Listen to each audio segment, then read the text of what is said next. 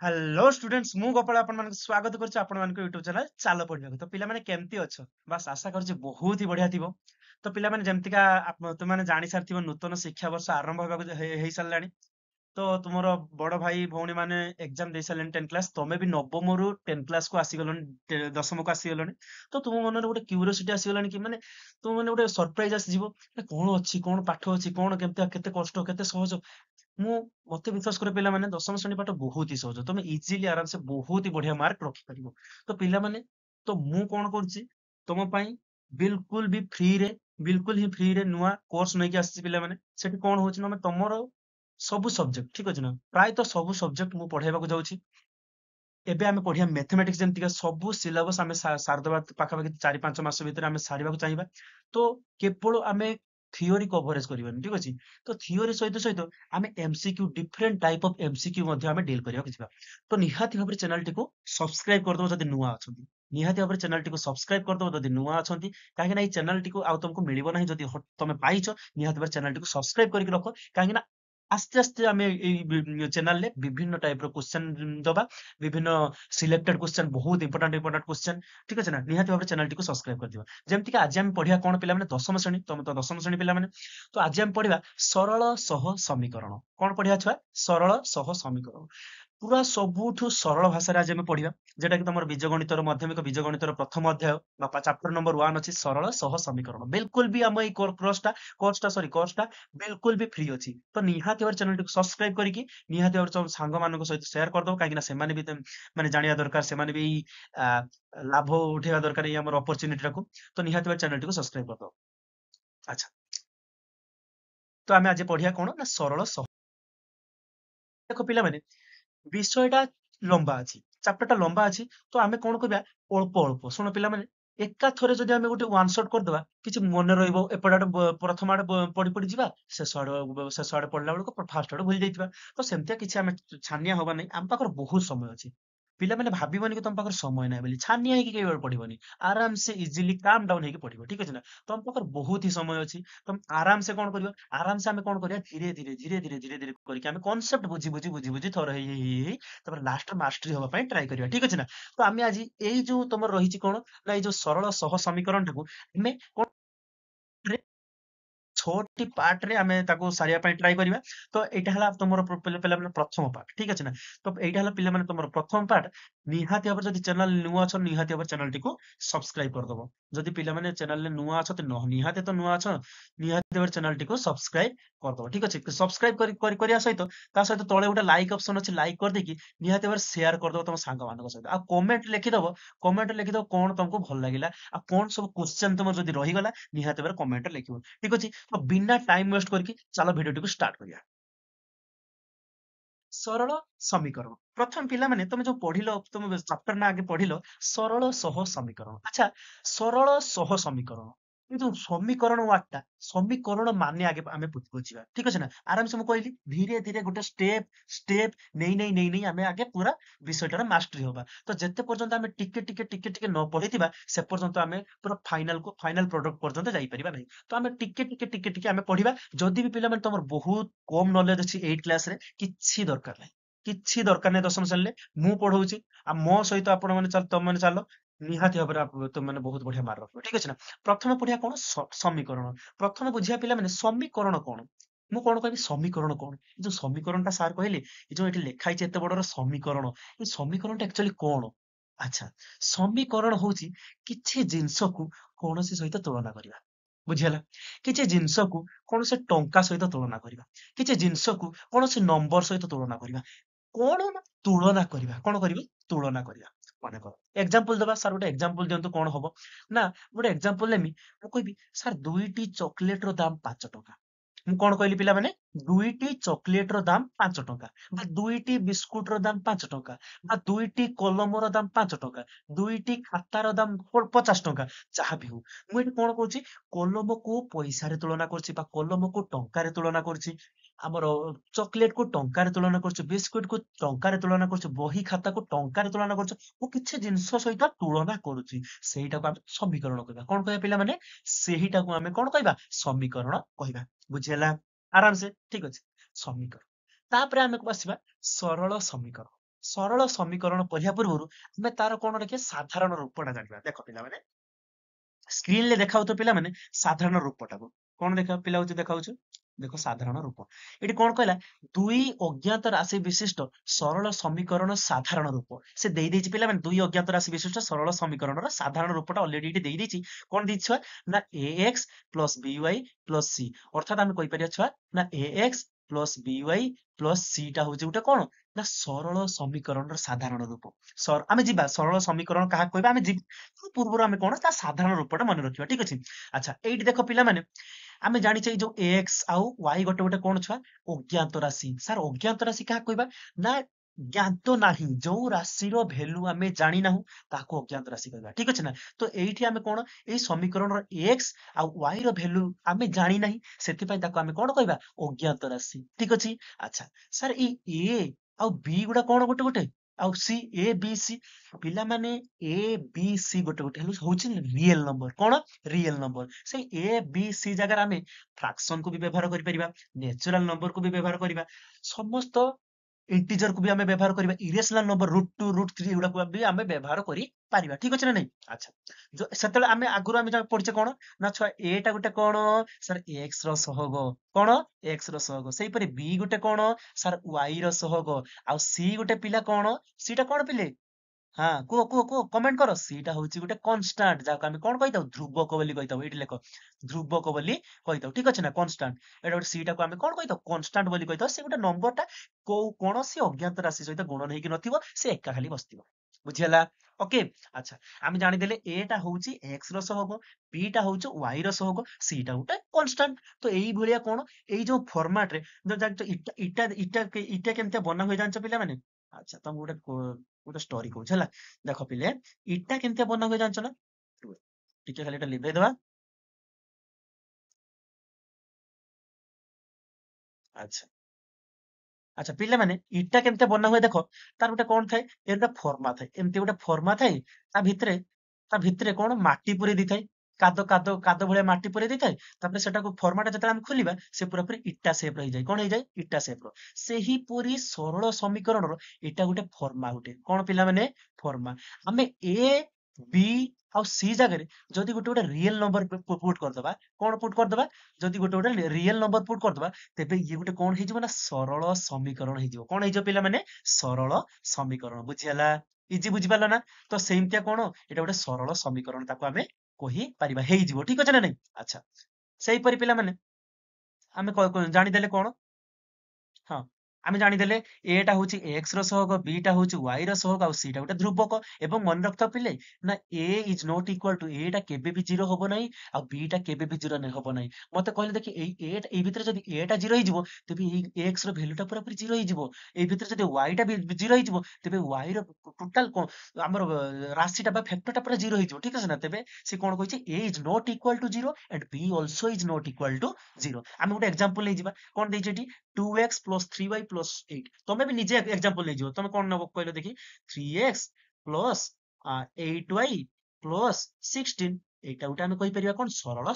ସମୀକରଣ କଣ କହିପାରିବା ସରଳ ସମୀକରଣ ସାର୍ ଏଠି ଏ ଜାଗାରେ ଆମେ କେତେ ନେଇଛେ ଏ ଜାଗାରେ ଆମେ କେତେ ନେଇଛେ ପିଲେ 3 ନେଇଛେ ବି ଜାଗାରେ କେତେ ନେଇଛେ ଛୁଆ ବି ଜାଗାରେ ଆମେ କଣ ନେଇଛେ 8 ନେଇଛେ ସି ଜାଗାରେ କେତେ ନେଇଛେ ଆମେ ସାର୍ 16 ନେଇଛେ ଏଗୁଡା ଗୋଟେ ଗୋଟେ ରିଏଲ ନମ୍ବର ବା ଆମେ ତାକୁ କଣ କହିପାରିବା ତେବେ ଆମେ ଏଇଟା ଗୋଟେ ଏଇ ସମୀକରଣଟାକୁ ଆମେ କଣ କହିପାରିବା ନା ଏଇଟା ଗୋଟେ ସରଳ ସମୀକରଣ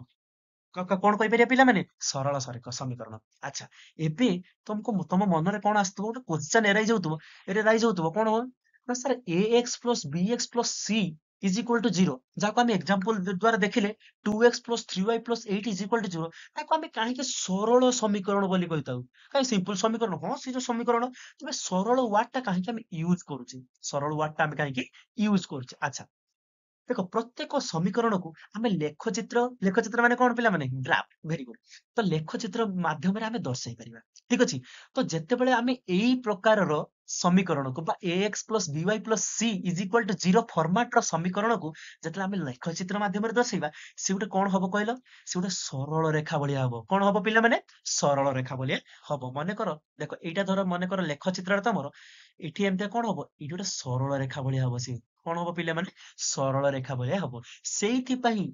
प्रकार समीकरण को आम कौन कही सरल समीकरण बोली कही कौन कही पिला माने सरल समीकरण सेटा देख तले लिखि दिया दुईटी अज्ञात राशि विशिष्ट देखि दियो पिला माने एठी कौन लिखाई दुईटी अज्ञात राशि विशिष्ट एक घाती समीकरण लेखचित्र एक सरल रेखा तेणु एक सरल रेखा समीकरण कही बुझिपार ना एमाने कौन लेखचित्र सी गोटे कौन हे सरल रेखा हम सी गोटे कौन हम सरल रेखा हम ये कही दुईटी अज्ञात ये किए गोटे गोटे हूँ एक्स आ गोटे वाई अज्ञात राशि विशिष्ट एक घाती समीकरण एक्स घात केते 1 वाई घात 1 से एक घाती समीकरण कहवा तेणुक सी कौन कहले ना दुई अज्ञात राशि विशिष्ट एक घाती समीकरण लेखचित्र एक सरल रेखा तेणु यह आम कौन कही पिला माने समीकरण बोली कही कौन कही पिला माने समीकरण बोली कही आशा करुच्ची तुम कौन भी डाउट नथिबो जदि कौन डाउट थी तो भिडियो टाको टिके पूर्व स्टार्ट कर ठीक अच्छे नेक्स्ट जी आम पिला प्रत्येक समीकरण को आम समाधान करने को पड़ो हाँ कि ना अच्छा जिते आम दुकान को जाऊे दुईटी चॉकलेट दाम के दुकान वाला कौन कहला ना 10 टंका से आम कौन काल्कुलेट करते ना सर गोटे चॉकलेट दाम बोधे 5 टंका होता आम हरण करके जानते 5 टंका तो प्रत्येक समीकरण को आम कौन करा पड़ो समाधान करने को पड़ो कौन करा पड़ो समाधान करने को पड़ो तो यही समीकरण टाक भी आमको कौन करा पड़ो समाधान करने को पड़ो कारण यहाँ गोटे सरल समीकरण तेणु आमको कौन करा पड़ो समाधान करने को पड़ो यहाँ पिला बहुत ही इंपोर्टाट तुम मन रखिथ पिला शुण कौन ना मत कहले देखिए प्रथमे ये जो सरल समीकरण केतोटी अज्ञात राशि अच्छी कमेंट कर पिला माने वेरी गुड दुईटी अज्ञात राशि अच्छी गोटे पिला एक्स अज्ञात राशि हेले आ गोटे वाई अज्ञात राशि कौन पिला है गोटे पिला माने एक्स अज्ञात राशि हेले आ गोटे वाई अज्ञात राशि तेबे मु कौन कहबी ना एही समीकरण दुईटी अज्ञात राशि अच्छी आ मने रखि थाउ पिला माने जेउ समीकरण एक घाती जेतटा अज्ञात राशि थाए सेतेटा इक्वेशन लागे ताको सॉल्व करिया पई सेतिकटी इक्वेशन लागे ताको सॉल्व करिया नै बुझियलानी किछि असुविधा नै देख म आउथरे बुझुछु पिला माने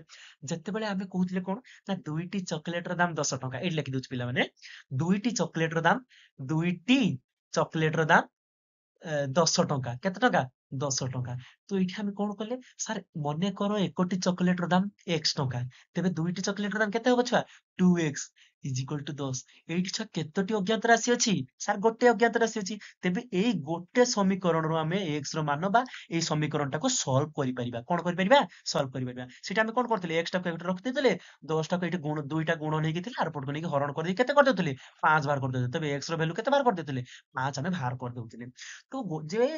जो समीकरण गोटे अज्ञात राशि अच्छी को कौन समीकरण माने डिपेंड करेनि बट सी क्या डिपेंड करेनि सी सॉल्व होबा पई बुझ समाधान होबा पई सी अन्य को निर्भर करेनि किंतु सरल समीकरण रे दुईटी अज्ञात राशि अछि x गुटे y गुटे तो सी से कौन करिवो ना समाधान होबा पई सी ता भली आ गुटे सरल समीकरण खोजिवो मो कथा बुझी होची माने से कौन कहला गोटे सरल समीकरण समाधान होबा पई बा x आ y रो वैल्यू पाइया पई से ता भली आ गुटे समीकरण खोजिवो जेतेबेले से समाधान होबा पई दुईटी समीकरण खोजिबो बा दुईटी समीकरण पाइबा सेही दुईटी समीकरण को आमे कोन कहिताउ चैप्टर रो नाम सरल सह समीकरण कोन कहिताउ पिला माने सरल सह समीकरण ठीक अछि जेमतिया गोटे गोटे क्वेश्चन कोन कहले ax sorry a1x plus b1y plus c1 is equal to 0 जदि आमे हमर समीकरण टाको इक्वेशन 1 नबा तबे द्वितीय इक्वेशन सही फॉर्मेट रे दबा a2x plus b2y plus c2 is equal to 0 एटा है इक्वेशन 2 पिला माने देखि पारथुए एटा दीटा जाक फॉर्मेट रे अछि को फॉर्मेट रे अछि सरल समीकरण आमे जानि देले कोन ए दीटा सार समीकरण सरल समीकरण ठीक अछि ना नै तेबे एई दीटा जतले मिसी की रहि गला बा समाधान पाई से दीटा जतले आसी गले को चली आसिले तेबे आमे ताको दी जण कोन कहबा सरल सह समीकरण आई थिंक ऑल सब बुझी पारछ पिला माने आई थिंक तुम सब बुझी पारछ दुईटी समीकरण को हम कोन कहब सरल सह समीकरण बुझियला अच्छा दुईटी समीकरण जतले सरल सह समीकरण कहबा सेतले पिला माने मने रखतिबो a1 square plus b1 square is not equal to 0 माने छुआ सी कहला यार स्क्वायर आउ यार स्क्वायर टा केबे भी 0 सहित समान होबो नाही आउ a2 square plus b2 square माने यार स्क्वायर केबे भी 0 सहित समान होबो नाही ठीक अछि ना अर्थात a1 a1 b2 a2 b1 एका संगे 0 सहित समान हेबे केबे भी एका संगे 0 सहित समान हेबे नाही तेबे जाई कि आमे कोन करि परिबा यार समीकरण को समाधान करि परिबा बुझियला ना नहीं एही बडी समीकरण द्वय को सरल सह समीकरण को गला मु आशा करछि पिला माने बहुत ही भलरे तुम बुझि पारतो जदि भी न बुझि पारछो मु आउथरे बार बार कहूछि निहाती भाबरे चैनल को सब्सक्राइब करके टिके वीडियो को पछै दबो पछै देखि स्टार्ट करिवो निहाती भाबरे बुझि दबो एटा मु गारंटी दउछि ओके नेक्स्ट क्वेश्चन एतिक पढिले आजी चलो जेतिक पढिले पिला माने बहुत ही कम पढि जामे हला जेतिक पढिले आमे सेतिक को नेकी चलो दुटा क्वेश्चन तैयारी करिया प्रथम क्वेश्चन टा कोन कहले सेही चॉकलेट बिस्कुट विषय दिछ बढ़िया क्वेश्चन हो से कहला पिले जदि तीनोटी चॉकलेट और दुईटी बिस्कुट दाम 75 टका कौन चॉकलेट कौन को बिस्कुट नेले ओ अच्छा से कहला जदि तीनोटी चॉकलेट आ दुईटी बिस्कुट दाम 75 टका हुए एवं दुईटी चॉकलेट तीनोटी बिस्कुट दाम 90 टका हुए तेबे गोटिए चॉकलेट गोटिए बिस्कुट दाम केते टका हबो आमे पूर्वरी एटा पढिछि क कि ना 7 8 क्लास रे आमे एटा इक्वेशन लो रिजल्ट माने इक्वेशन को समाधान करछे जदि तो पिला माने तमे जानिनो किछि जानिबा दरकार नै नुवा पढिबा ठीक अछि देखो मु पिला माने लिखि परिबि ना मते एठी कोन पचारछि कहले देखि मते एटा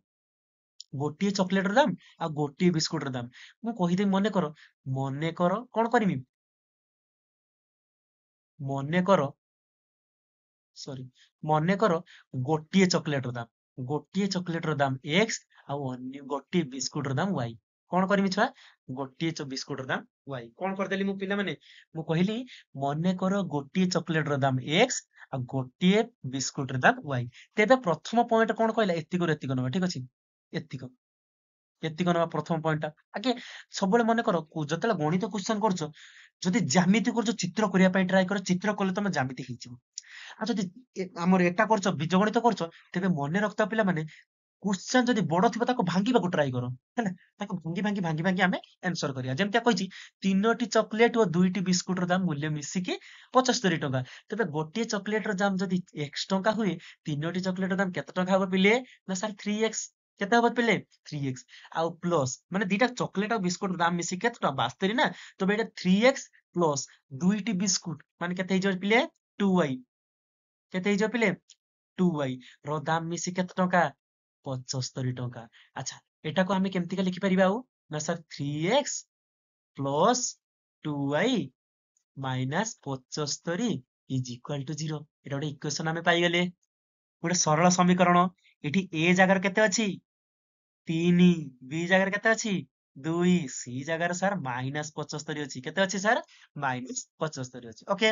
अच्छा ता पर स्टेप रे हमें एइटा को भांगी दवा देखो दुईटी चॉकलेट और तीनटी बिस्कुट र दाम मिसिकी 90 टका तेबे मु इटी कोइ परिबि ना छुआ दुईटी चॉकलेट माने केते लिखिमी 2x दुईटी चॉकलेट जुक्त तीनटी बिस्कुट ना केते हो तीनटी बिस्कुट तमे एटी केते लिखिमी 3y इज इक्वल टू केते होबो छुआ 90 एटा को भी हमें सेमते नै आसीबा 90 जो एपटे कांस्टेंट अछि एपटे को नै आसीबा केते हिजो पिला माने 2x plus 3y minus 90 is equal to 0 पाई गेले इक्वेशन दीटा एबे जो एई दीटा इक्वेशन हमें पाई गेले छुआ तेबे एई दीटा इक्वेशन टाको हमें कोन कहबा एई दीटा इक्वेशन को हमें सरल सह समीकरण कहबा कोन कहबा सरल सह समीकरण बुझियला आशा करछि बहुत ही बढ़िया भाबरे बुझि परथबो हो कि नाही अच्छा चलो एबे हमें समाधान करबा एपर्यंत हमें पिला माने समाधान पढिनु कोन जानिछे पढिछे कि ना पढिनु किंतु हमें टिके समाधान कर दबा कारण हमको पचारछि गोटे बिस्कुट गोटे हमर चॉकलेट र दाम मागी जे तो हमें कोन करिया समाधान आगे कर दबा तापर हमें आकु पढिया टेंशन नियनि सब पढा जिवो हला हमें आकु टे पढिया सब प्रोसेस रे सब समाधान केतरा समाधान अछि सब हमें समाधान उठे पढिबा ठीक अछि अच्छा से कोन कहला जदि इक्वेशन मु 1 ले इक्वेशन 1 एटा इक्वेशन 1 ले कोन करबी 2 गुणन कर देबी आ इक्वेशन 2 रे एटा इक्वेशन 1 हला आ इक्वेशन 2 रे केते गुणन कर देबे इक्वेशन 2 रे 3 गुणन कर देबे केते गुणन कर देबे 3 गुणन कर देबे दुईटा फ्रेम नै जी हला तो इक्वेशन 1 ले 2 गुणन कर देबे प्रथम टा कोन हिजबो ना सर 3 दुने 6 6x प्लस केते हिजबो 2 गुणन कर दे 2 दुने 4 4y केते गला छा 4y माइनस 75 रे 2 गुणन कर दे केते हबो 150 केते गला छा 150 ओके बुझिला ना नहीं अच्छा सेही भली एई इक्वेशन हम केते गुणन करते कहले 3 गुणन करते कहले माने 3 दुने 6 6x हे गला पिला माने 6x आ गुडे 3y 3 3 9 प्लस 9y केते गला छुआ 9y माइनस एटी केते गुणन करते कहिछि 3 माने 180 9 3 18 180 इज इक्वल टू 0 ଆସିଗଲା ଦିଟା ଇକ୍वेସନ। ଆଚ୍ଛା, ଆମେ ଯଦି ଏଇ ଦିଟା ଇକ୍वेସନ ଦେଖ ଗୋଟେ ଟର୍ମ ସମାନ ହେଇଗଲା, ମୁଁ ସେଇଥିପାଇଁ ଏଇଟା ଗୁଣନ କଲି, କାରଣ ଏକ୍ସ ଟର୍ମ ବା ୱାଇ ଟର୍ମ ଜେଡ୍ ଟର୍ମଟା ଗୋଟେ ଆମେ କଣ କରିବା, ସମାନ କରିଦବା। ଏବେ ଆମେ କଣ କରିବା ଛୁଆ, ଏବେ ବିୟୋଗ କରିଦବା। ବିୟୋଗ କରିଦେଲେ ଆମେ ଜାଣିଛେ କଣ ଚେଞ୍ଜ ହେଇଯାଏ, ସାଇନ୍ ଚେଞ୍ଜ ହେଇଯାଏ। ଏଟା ପ୍ଲସ ଥିଲା, ଏଟା କିଛି ନୁହେଁ, ଏଟା ପ୍ଲସ। ଏଠି ସାଇନ୍ ଚେଞ୍ଜ ହେଇଯାଏ ଛୁଆ, ସମସ୍ତଙ୍କର କଣ ହେଇଯିବ,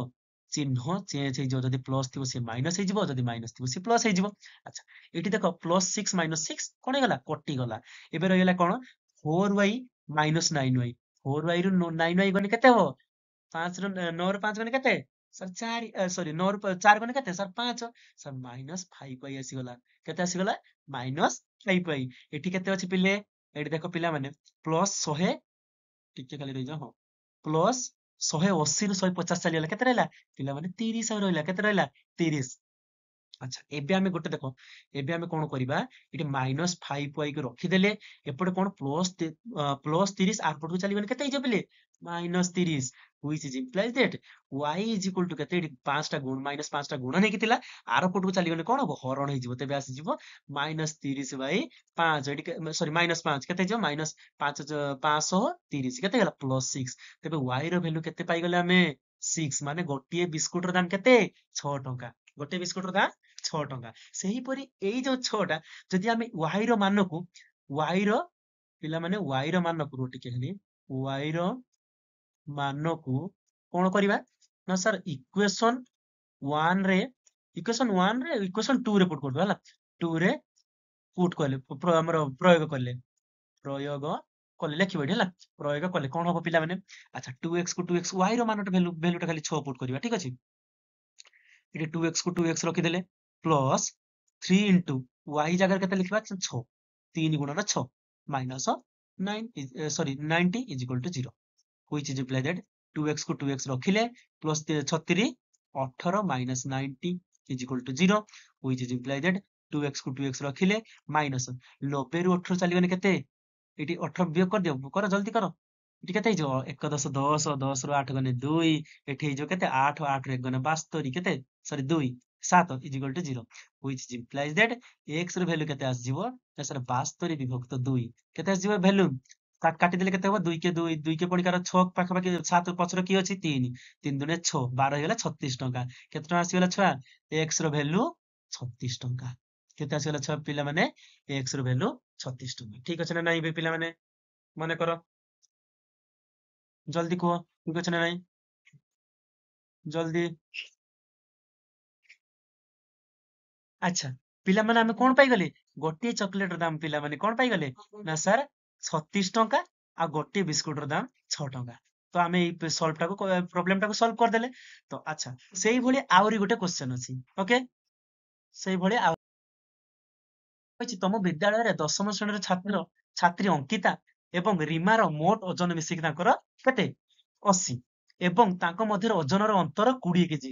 ହେଲା। ତାଙ୍କର ମଧ୍ୟରେ ଓଜନର ଅନ୍ତର 20 କେଜି ହେଲେ, ତେବେ ବାହାର କରିବ କଣ, ଅଙ୍କିତାର ଓଜନ କେତେ କିଗ୍ରା ଏବଂ ରିମାର ଓଜନ କେତେ ବାହାର କରିବ। ତମେ କଣ କରିବ, ଏଟା ମୁଁ କରିବିନି, ଠିକ ଅଛି ନା, ତମ ପାଇଁ ହୋମୱାର୍କ ଦେଇଦେବି। ମନେକର ଅଙ୍କିତାର ଓଜନଟାକୁ x ନେଇଯିବ, ରିମାର ଓଜନଟାକୁ y ନେଇଯିବ। ଏଠି କଣ କହିଛି ପିଲେ, ସେ କହିଛି ଅଙ୍କିତାର ଓଜନ ଆଉ ରିମାର ଓଜନ ମିଶିକି 80। ତେବେ ତମେ ଲେଖିଦବ x ଯୁକ୍ତ y ଇଜ ଇକ୍ୱାଲ ଟୁ 80। ଆଉ ଦି ଜଣଙ୍କର ଓଜନକୁ ବିୟୋଗ କରିଦେଲେ କେତେ ହବ, ନା ସାର୍ 2। ତେବେ ଆମେ କଣ କରିଦବା, x minus y is equal to 2। ଏଠି ତମକୁ ଯୁକ୍ତ କରିଦେଲେ କଣ ହବ, y କଟିଯିବ, 2x ଇଜ ଇକ୍ୱାଲ ଟୁ କେତେ ହେଇଯିବ, 80, 2x ଇଜ ଇକ୍ୱାଲ ଟୁ କେତେ ହେଇଯିବ, 41 ବାହାରିଯିବ। ତ ଏଇଭଳିଆ ବାହାର କରିଦେଲେ x ଟା କଣ, ନା ସାର୍ ଅଙ୍କିତାର ଓଜନ। ଅଙ୍କିତାର ଆଜି ଓଜନ କେତେ ବାହାରିଗଲା, ନା 41। ସେଇଭଳି ଏଇ ଓଜନ, ଅଙ୍କିତାର ଓଜନଟାକୁ ଯଦି ଆମେ ଇକ୍ୱେସନ 1, ଏଟାକୁ ଆମେ ଇକ୍ୱେସନ 1 ନେଇଥିଲେ, ଏଟାକୁ ଆମେ ଇକ୍ୱେସନ 2 ନେଇଥିଲେ, ଯଦି ଆମେ x ର ଭ୍ୟାଲୁକୁ ଇକ୍ୱେସନ 1 ରେ ପୁଟ୍ କରିଦବା, ତେବେ y ର ଭ୍ୟାଲୁ ମଧ୍ୟ ଆମେ ପାଇଯିବା, ଠିକ ଅଛି ନା। ତ କମେଣ୍ଟ ସେକ୍ସନରେ ନିହାତି ଭାବରେ y ର ଆମର ଓଜନ କେତେ, ବା ଆମେ ତାକୁ କଣ କହିଥିଲେ, ରିମାର ଓଜନ କେତେ, ନିହାତି ଭାବରେ କମେଣ୍ଟ ସେକ୍ସନରେ ଜଣେଇବେ, ଠିକ ଅଛି। ତ ନିହାତି ଭାବରେ କଣ କଣ ପଢିଲେ, ପ୍ରଥମେ ଆମେ ପଢିଲେ କଣ, ସମୀକରଣ ବିଷୟରେ ଜାଣିଲେ, ତାପରେ ପଢିଲେ ସରଳ ସମୀକରଣ କାହାକୁ କହିବା, ତାପରେ ଜାଣିଲେ ସରଳ ସହ ସମୀକରଣ କାହାକୁ କହିବା, ତାପରେ ସରଳ ସହ ସମୀକରଣକୁ ନେଇକି ଆମେ ଗୋଟେ କଣ କଲେ, ପ୍ରୋବ୍ଲେମ କଲେ, ଠିକ ଅଛି। ପ୍ରୋବ୍ଲେମ କଲେ, ଆଉ ଗୋଟେ ପ୍ରୋବ୍ଲେମ ବି ବାସ୍ ଆମେ କରିଦେଇଛେ ବହୁତ କିଛି, ଆଉ ଟିକେ ଅଛି, ତମ ପାଇଁ ସେଟା ଦେଇଦେଲି, ତମେ ନିହାତି ଭାବରେ ମାନେ